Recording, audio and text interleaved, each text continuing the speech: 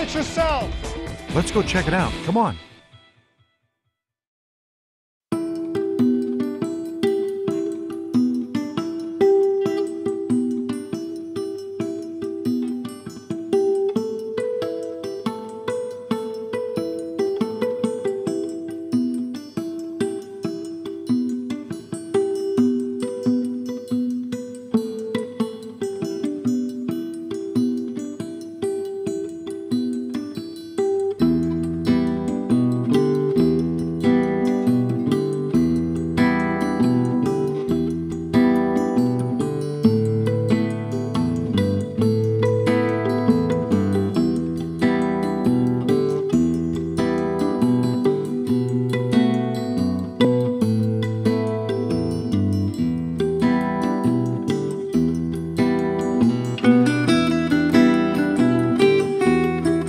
I love this rock. This is a very famous rock all over the world. And this used to be sediments. This used to be sediments, just like these sediments floating here. This was in an ocean millions of years ago. Dead animals and seashells that fell to the bottom of the ocean and over time were squeezed down and turned into a rock. So this sediments turns into sedimentary rock. Say that. Sediments turn into Sedimentary rocks. Very good. Duh. Sedimentary rock. I mean, come on, that one I can even get, okay? Sediments turn into Sedimentary rocks. Now, what I love about this sedimentary rock is that you can saw it with a saw and cut it smooth as can be. And it still is hard and smooth. Feel that. Nice and polished, huh? In fact, if I took a chisel and I carved in "I love science," 100 years from now, it would still say "I love science." Now, some rocks you do that, it rains and they weather and they crumble, or the ice gets in them and they break up, but not this sedimentary rock. This sedimentary rock is very strong. As a matter of fact, this sedimentary rock is so strong that all over the world, they've come to Indiana to get this rock. In fact, they've cut big chunks of it, bigger than your teacher's desk, piled it on a long time ago on carts and took it to Washington, D.C. and built the Washington Monument out of Indiana sedimentary rock. They liked it so much that they built the Lincoln Memorial with all the pillars and such out of this rock. They liked it so much that they built this thing that's got 5 sides on it. It's called the Pentagon. The Pentagon is made out of Indiana sedimentary rock. This map of sedimentary rocks in Indiana. And they go all across the state. We have some great sedimentary rocks. So I went down to Bloomington one time. I wanted to find out where they cut out those rocks. So I asked some people and they said, yeah, go over here. And I got there and there was these big chunks of sedimentary rock. And I went to the cliff and I looked down and there was a big hole where they'd cut out. Took them years to cut it out. It had filled with water. It's called a quarry. You guys say quarry? Quarry. Quarry. Anybody know the name of this sedimentary rock in Indiana that I've been talking about? Coal. Well, I'll tell you.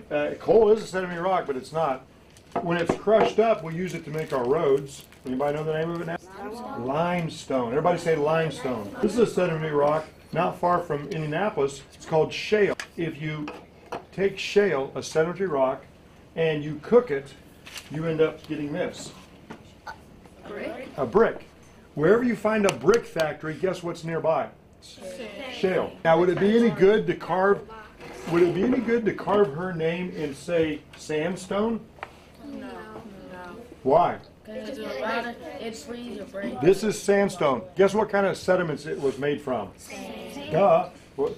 And watch. Here's what happens to sandstone. Sandstone turns back into what? Sand. Sand. So you wouldn't want to carve your name on sandstone. It would be easy to do it. You could almost do it with your fingernail. But would it last? No. No. In fact, I cannot scratch this one with my fingernail. It's much harder. But I can with sandstone. And sandstone turns back into sand. And that's called, here's a $1,000 question. What do you call it when you break down rocks, from big rocks to small rocks? What's it called? Weathering. You guys pay them $1,000. Good job. Show you one more sedimentary rock. One more sedimentary rock that you may not know, and it's called Chalk. Chalk is a sedimentary rock. This, can you put your hand out for a second? You mind volunteering? This, I just put thousands of dead fossils. You're now my fossil girl, okay? Chalk is the dead skeletons of million-year-old little bugs that used to live in the ocean. And now you have extra credit because now you have you have fossils right here. What is that? Ah, I thought you'd never ask. A chalkboard is not shale because it would break, but sometimes a rock like this gets squeezed and heated, and shale turns into slate. And so this, right here, this board, used to be sediments. Can I write on this? Yeah.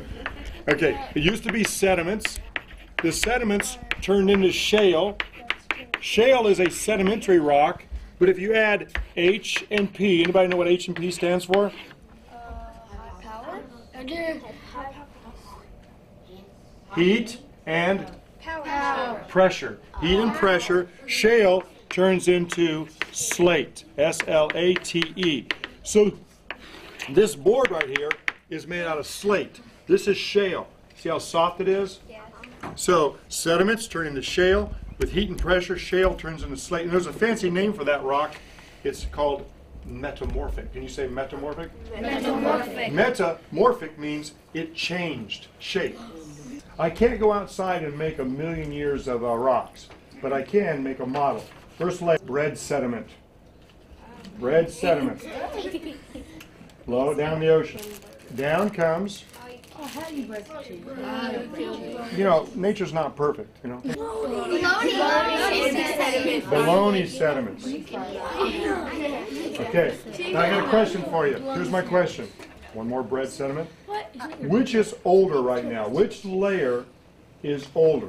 The cheese sediments or the baloney sediments? On the count of three, tell me. 1, 2, 3. Cheese sediment. Why? Why? What? The cheese sediment is older because it was there before the bologna sediment. See, that is perfect. All over the world, older sediments are there first. So this is a model. I got to ask you a question though. If this is a model, how is this like Indiana?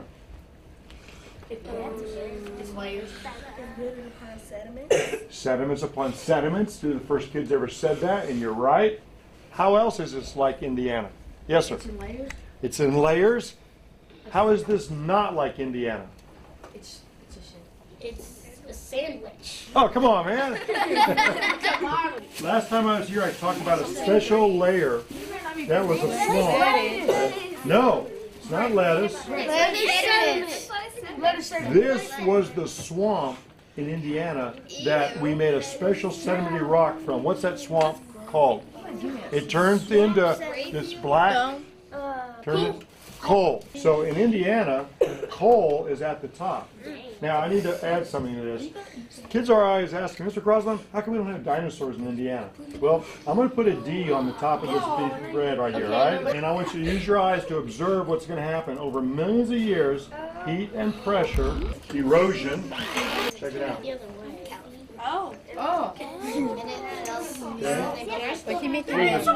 there. All right. But something happened in Indiana. Look, the dinosaurs would still be here if that's the case.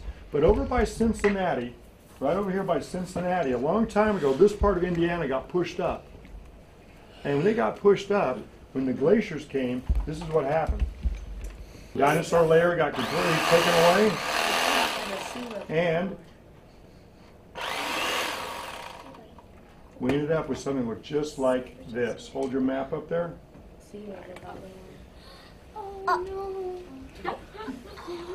Check it out. Now, where are the oldest layers in Indiana? On the east or the west? This is the west here. East. East. In fact, see how the bologna is exposed? And so what color is the oldest rocks on this map? Lightest purple. The pink. The pink. There's only one thing missing. Right about here is Lake Michigan.